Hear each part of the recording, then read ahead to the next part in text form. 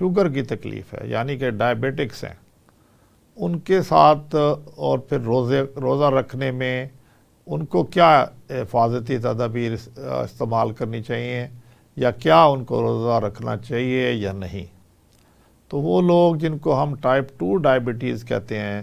یعنی کہ جو دوائیوں سے کنٹرول ہوتی ہے، یعنی کہ جو 40 سال کی عمر کے بعد یوزلی ہوتی ہے، اس کو ہم اس صورت میں ہم کہتے ہیں کہ آپ روزہ رکھ لیں اگر ان کی شوگر لیول سٹیبل ہے، اگر ان کی ڈائبٹیز سٹیبل ہے یعنی کہ کنٹرولڈ ہے، یعنی کہ جو ہم چاہتے ہیں جس لیول پہ بلڈ شوگر ہونی چاہیے اس میں ہے، اور وہ دوائیاں بھی لے رہے ہیں، تو ان میڈیسنز کو پھر ہم کئی دفعہ رد و بدل کرتے ہیں کہ وہ ڈوز جو صبح کو لے رہے تھے اس ڈوز کو ہم شام کو کر دیتے ہیں، اور جو صبح کی ڈوز ہوتی ہے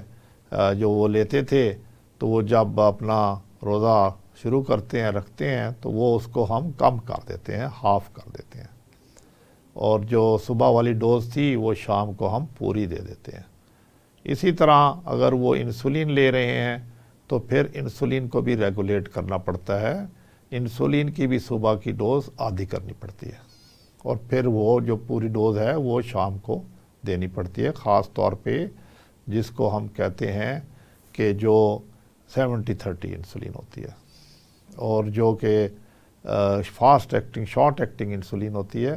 اس کو یوزلی اگر جو لوگ لیتے ہیں تو ان کو ہم یہ ہدایت کرتے ہیں کہ وہ جب افطاری کریں تو اس وقت لیں۔ تو یہ بڑی امپورٹنٹ چیز ہے سمجھنے کی۔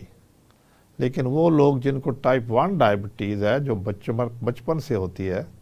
ان کو ہم یوزلی روزہ اوائڈ کرنے کو کہتے ہیں کیونکہ وہ